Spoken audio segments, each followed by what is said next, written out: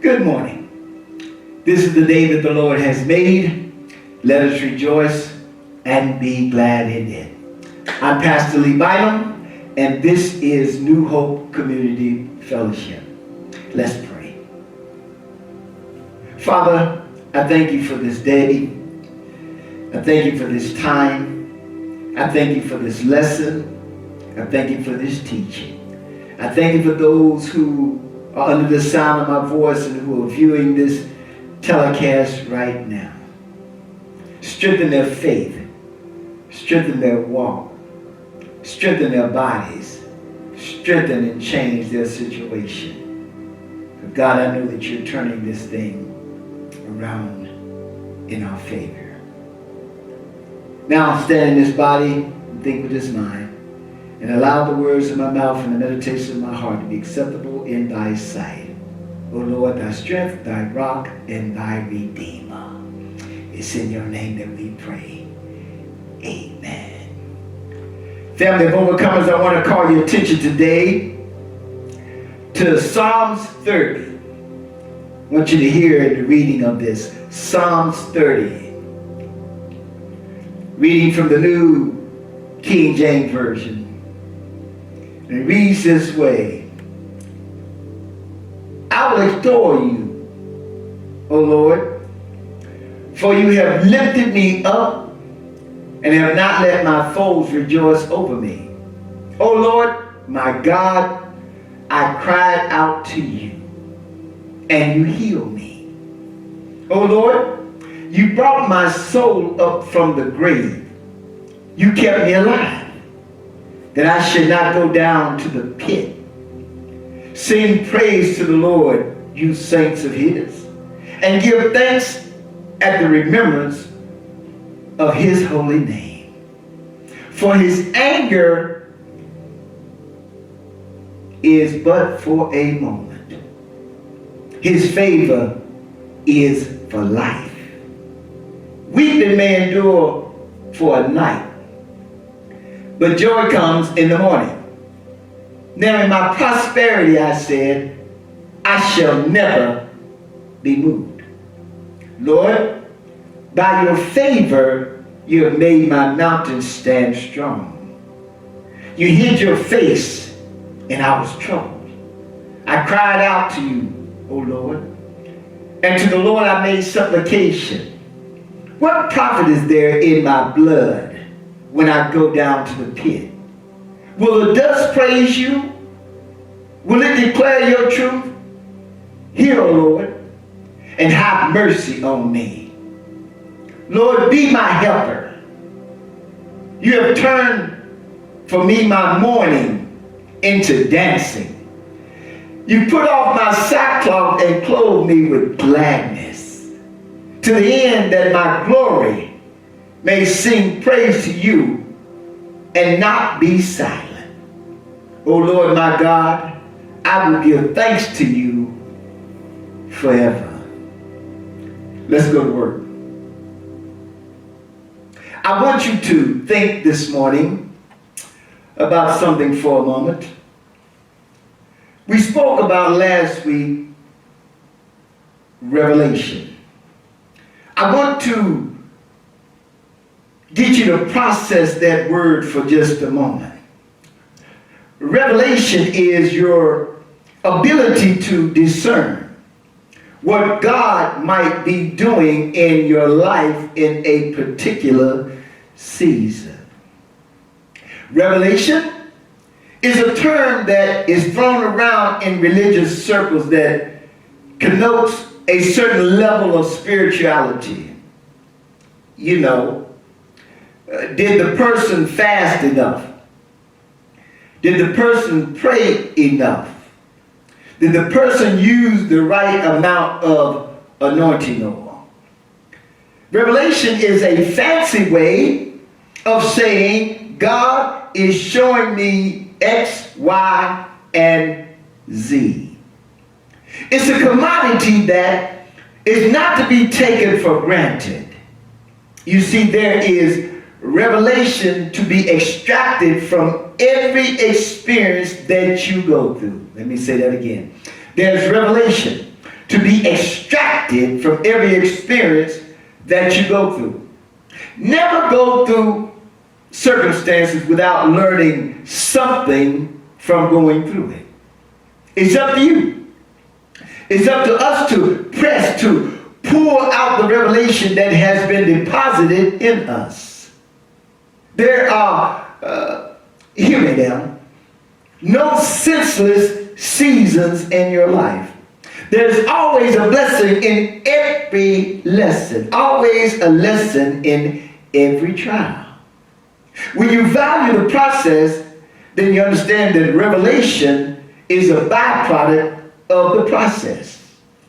And therefore, you realize that in essence, that God all alone may have been turning or shifting things in your favor. Stay with me, somebody. You see our understanding of who God is and what God does happening through the experience that God allows. If there were no experiences, how would you know that God could heal? If there were no experiences, then how would you know that God could make a way out of no way? If there were no experiences for us to go through, then how would we know that God is a provider? If there were no experiences, therefore God allows the experiences so that they are important for us to go through. Watch this, watch this. The more experiences I have, the more I come to know God. Because experiences are powerful. Because it moves against what others have told me about God. I come to a place where I know God and learn God for myself. Somebody this morning, you listen to me, you're watching me this morning, and you tuned in and you found out for yourself that God is a healer. You found out for yourself that God is a waymaker. You found out for yourself that God is a mind regulator. You found out for yourself, and it did not come easy. But it came out of a series of experiences that you had to go through. You missed it.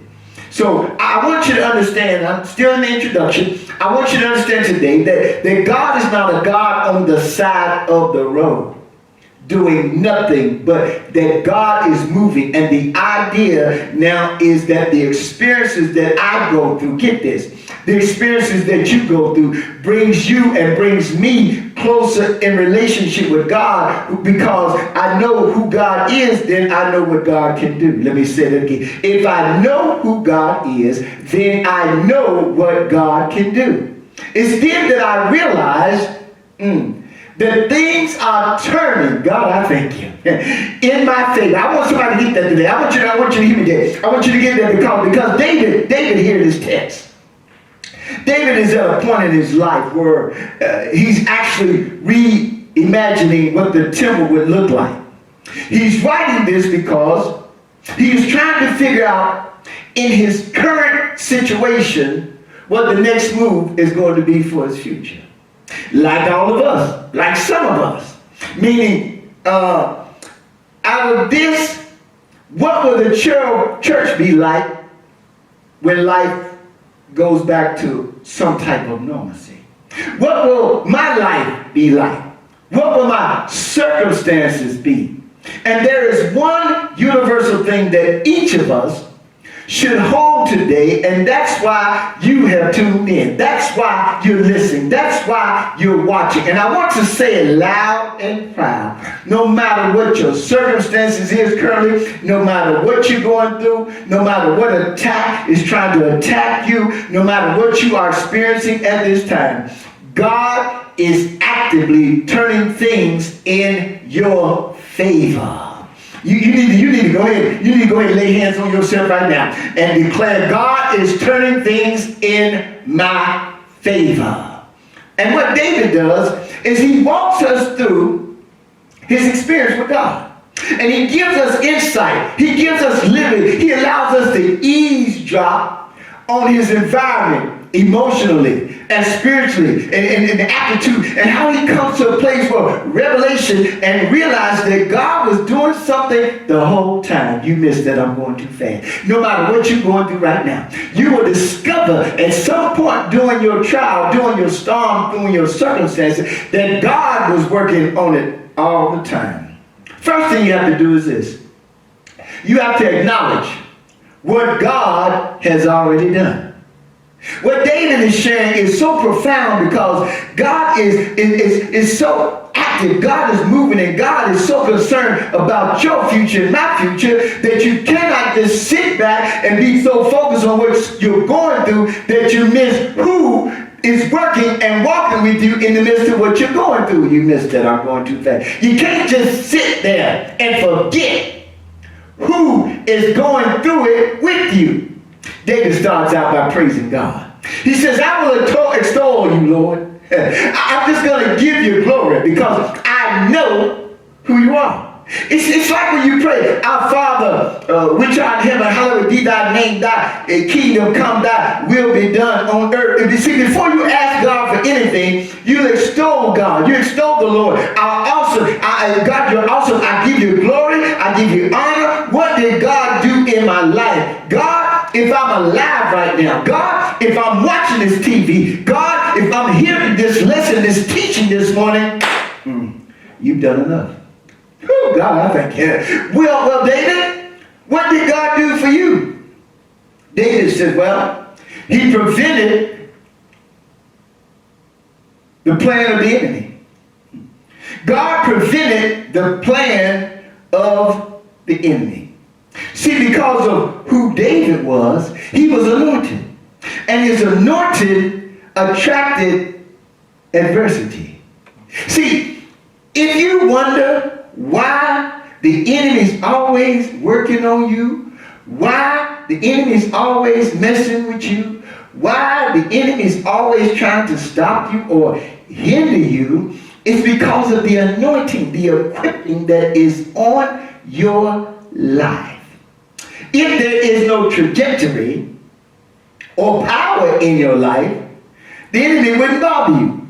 The enemy would leave you alone. However, David discovered that God would always protect him from the schemes of the enemy.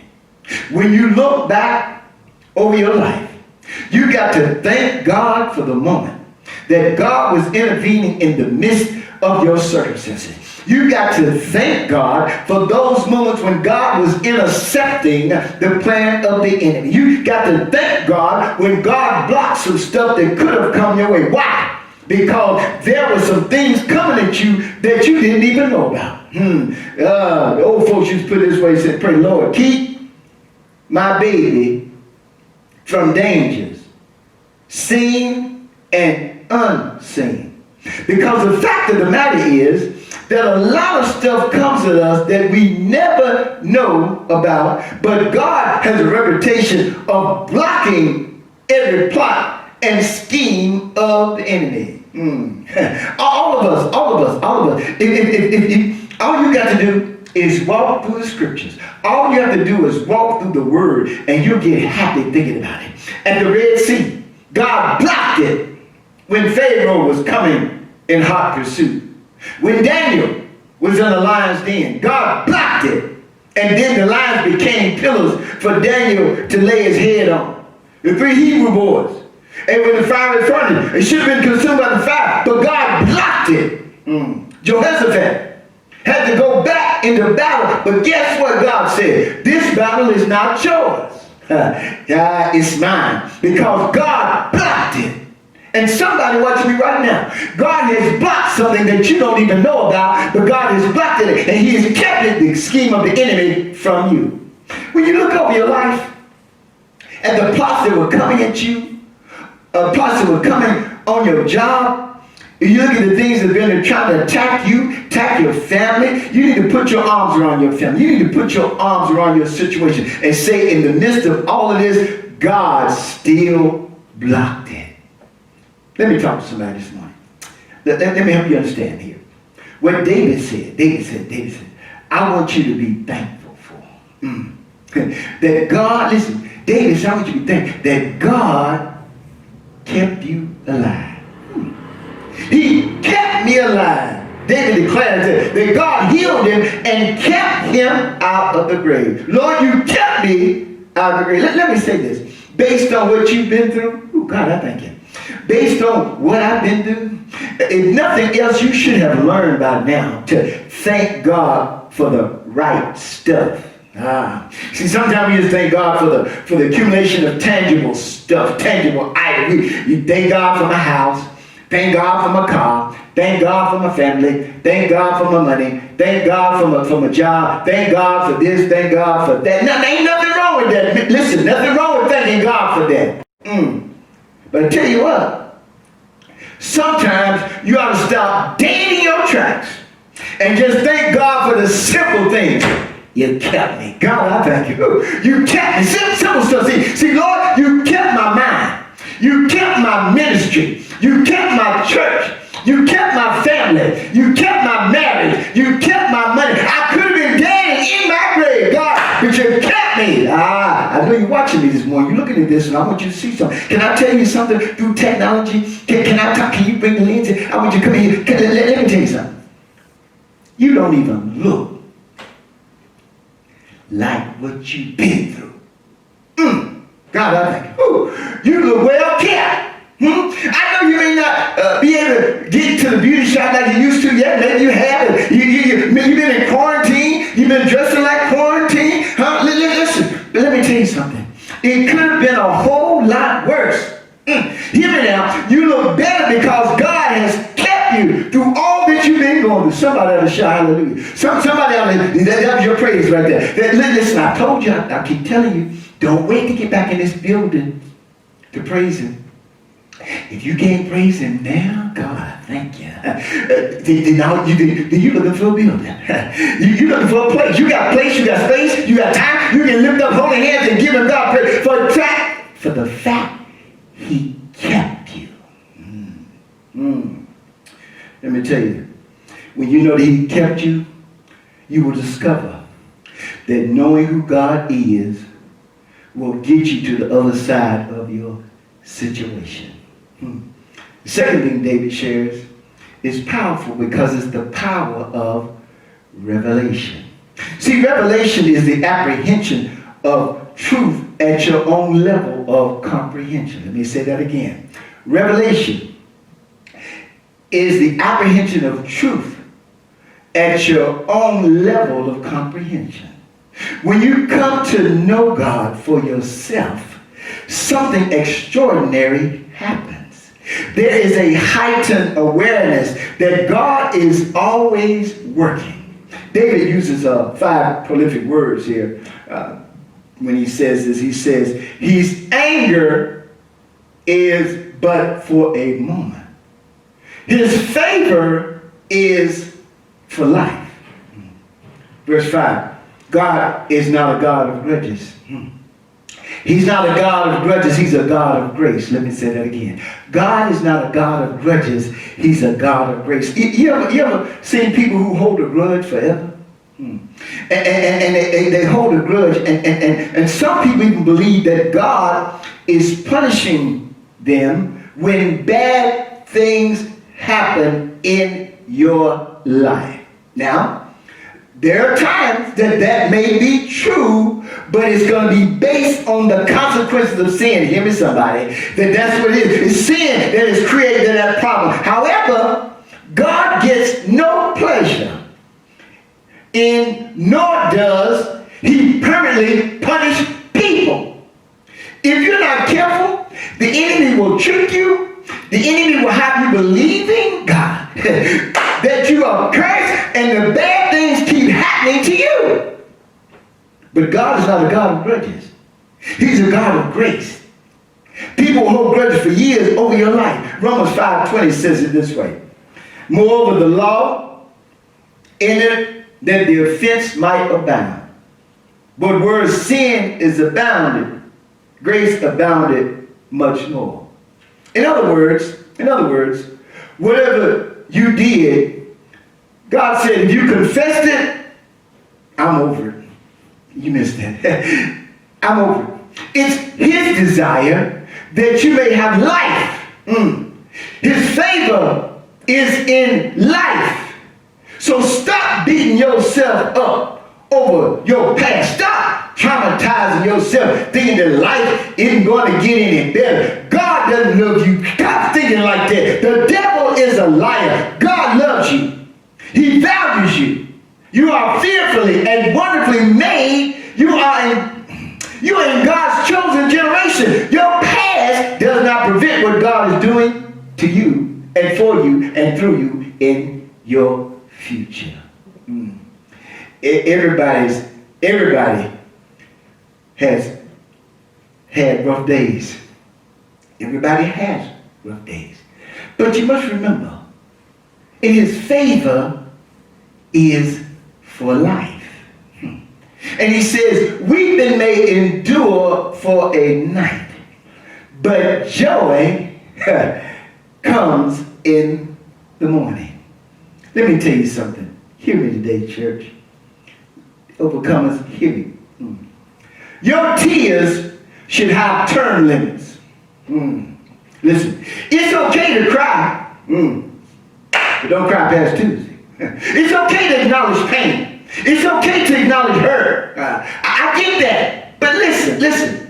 Some people live in a perpetual state of grief. And you got to learn how to shift beyond the process and get to the other side of the process. There's 5 stages of grief. You've heard them all your life. And when we talk about grief, it's not from just losing someone to death.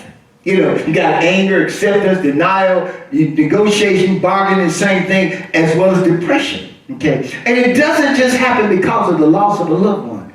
It could be any type of loss. And when we have lost at that very moment, our normalcy tries to reimagine what life looks like after all of this. But I want you to understand something this morning, that tears have their place. I need to tell you, the enemy wants you to believe that you're going to always be in the dark space, that you're always going to be in the dark place. Yeah, weeping may endure for a night, and it seems like the night lasts forever. And you feel like you're never coming up, that you're never coming out of the pit. And the moment you get revelation, you realize that God is turning this thing around in your favor. You will not stay in that dark place. God says that what's about to happen is joy is coming in the morning. Joy is revelation, and joy is not tied to happiness.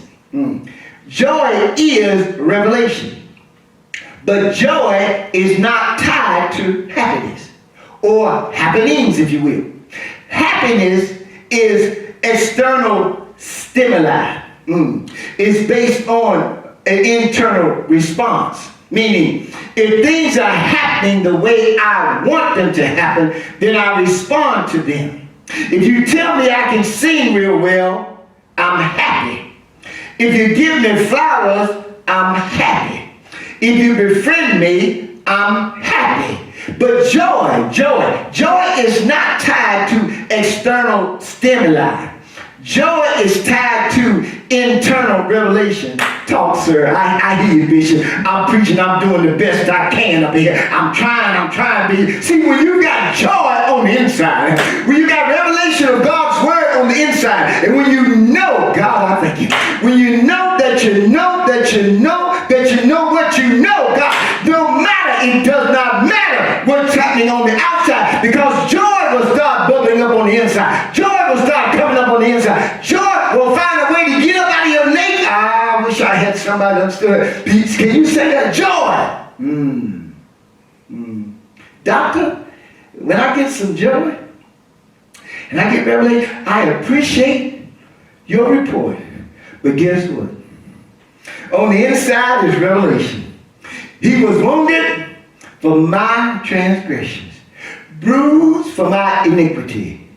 By his stripes, I am already healed. I know what I've got on the outside. And now I know what I've got on the inside of my life. That thou will keep me in perfect peace, whose mind is stayed on him. See, it can be dark in my circumstances, but morning comes when I get revelation. You missed that. It can be dark in my circumstances, but morning comes when I get revelation. That's why this joy that I have, the world didn't give it to me. This joy that I have, the world can't take it away. Can I talk to somebody and listen and say, there is no need to worry what the night's going to bring.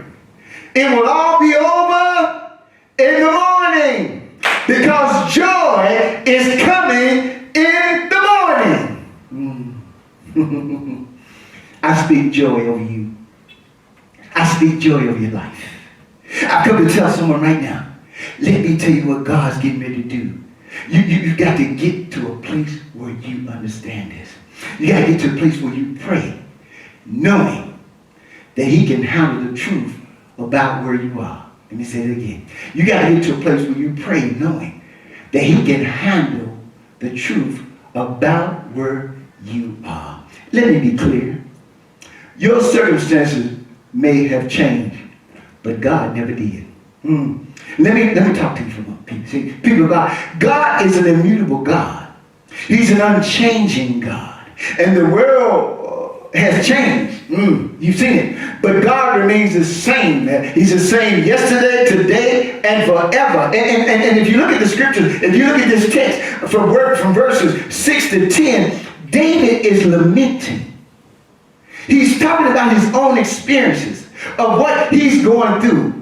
He wants you to hear something while he's going through this. He wants you to hear something while he's dealing with this. See, he's going through something, and he wants you to hear something. It's okay to admit when you're in a tough spot. God, who am I talking to? See, that ain't us, is it? No. We're too spiritual. It's okay to admit when you're in a tough spot. You see, David was transparent. He was transparent with God. We think that not being honest with God about how we feel makes us less spiritual. David tells the truth. He tells the truth. See, Lord, in my prosperity, I shall never be moved. That's the moment. See, when we go through life like that, we become cocky. Ain't gonna ever be moved. I got all this going. No, can't nobody touch me. I'm invincible. David was honest. I said it. Nothing's going to happen to me, because there's something we have to guard ourselves against, and that is self-sufficiency. But then David shifts from being cocky to being confused. He said, Lord, you didn't move the mountain, but you hid your face from me. So he goes from being cocky to being confused. Lord, now, where are you? With all this cloudiness in my life, with all this problem in my life, Lord, where are you? Then he shift from being confused to a place of contention. Lord, you can't let me go out like this, because the grave can't praise you like I can.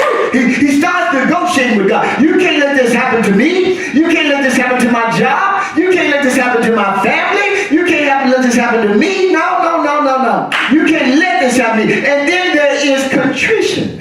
He comes to the place where he says, Lord, but have mercy on me. Have mercy on me. See, if you need God to help you, you got to declare, Lord, I need you to help me when I'm hurting.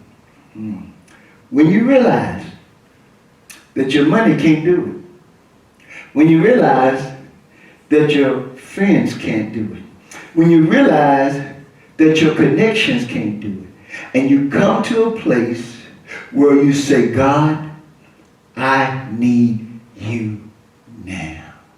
When you get to that place, oh, that's a wonderful place, because that means that you've acknowledged your own limitations. You've acknowledged your own limitations, because now you know I need God to hear and help me when I'm hurting. I need God to hear and help me when I'm hurting. You finally get to the place where man's extremities become God's opportunity. And when you come to that place where you say, God, you got me. Let me tell you what God will do. God will change you before he changes your situation. God, I think. God will change you before he changes your situation. David says something happens, he says. God shifted something. He said something happened. God shifted something. Something shifted. Something turned in my favor. What was it, David? Well, I'm glad you asked. In verse 11, he says, he turned my mourning into dancing. He put off my sackcloth and clothed me with gladness. In other words, when you get a promise from God, your posture will change. My posture changed when I received your promise. Yeah, that's right. See, let me speak to the ones whose head is downtrodden this morning. Let me speak to the one whose head is burdened this morning. Let me speak to the one who can't feed and get it together. And it's justifiably so. How you feeling this morning? It's been a rough 6 months from January to June. And sometimes your posture can reflect your experiences. Remember this. The experiences are given to you to get revelation. The experiences are given to you. Pandemic, coronavirus, world shutting down. It's given to you to get revelation. That you might learn more. Not about the virus. If you're not a doctor, what you gonna? You learn more about God. You get a promise from God, and it begins to shift how you look at the earth. Let me talk to you this way. How you look matters. Why? Because it's the first indication you believe God for what God has said.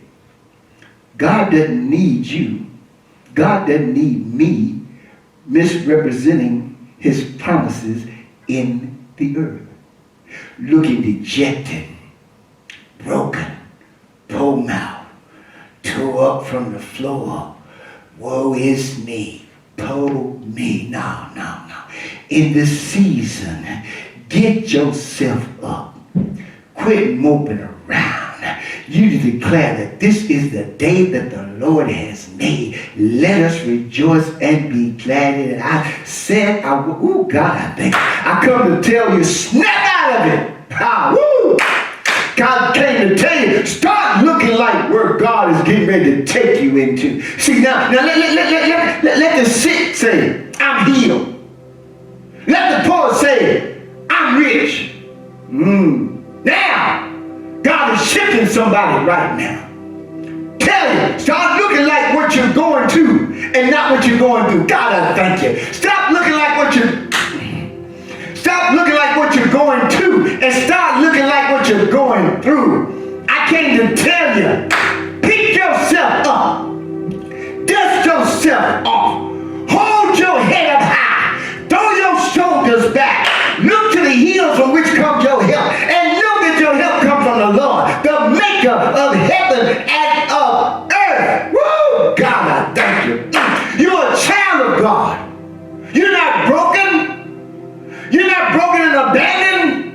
You're a gift that God has placed in you. Oh, God, I thank you. Woo. And God is turning things around in your favor. Now he's turning things around in your favor. God didn't turn it around for you not to tell it. Woo! David says to that end in verse 12, to the end my glory may sing praises to you. I'm going to sing praises and I will not be silent. Oh Lord my God, I will give thanks to and praise you forever. This is the season when we have to go. God, I thank you. This is the season when we have to go and open up our mouths and give God glory.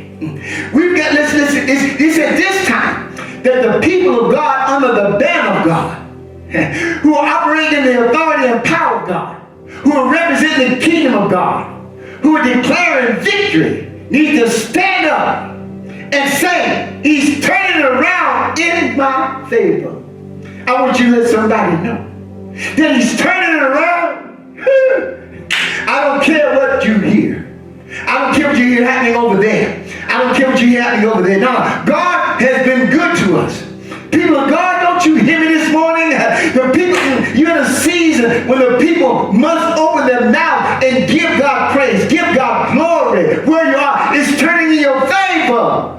God is turning it in your favor. Oh God, when I think about the goodness of Jesus and all he's done for me, my soul cries out, hallelujah.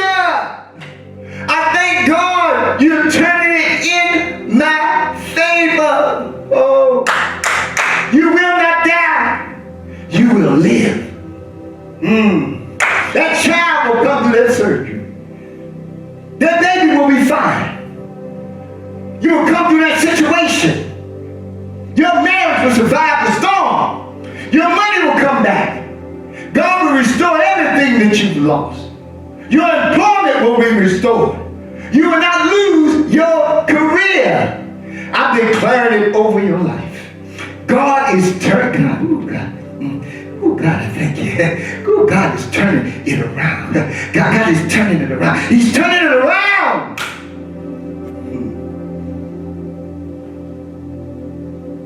In your favor. I want to give you a wonderful opportunity. A wonderful opportunity to accept Jesus Christ as your Savior.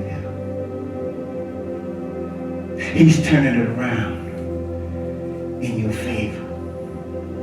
If you've never had a relationship with Jesus Christ, today is the day of salvation. He says if you confess with your mouth Jesus is Lord and believe in your heart that God raised him from the dead, the Bible says, thou shalt be saved.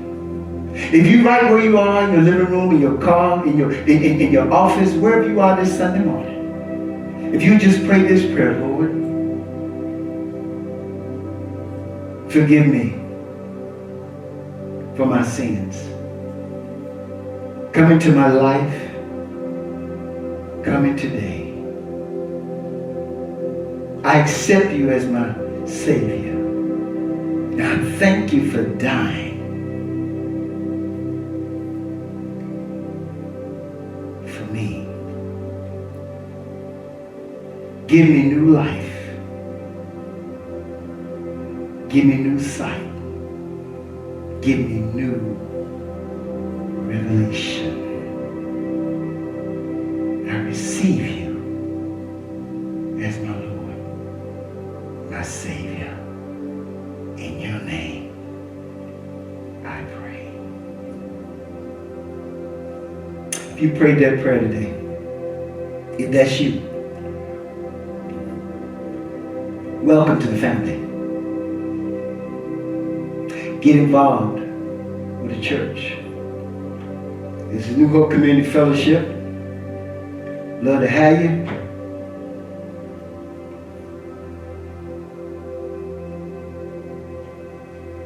God is turning it around.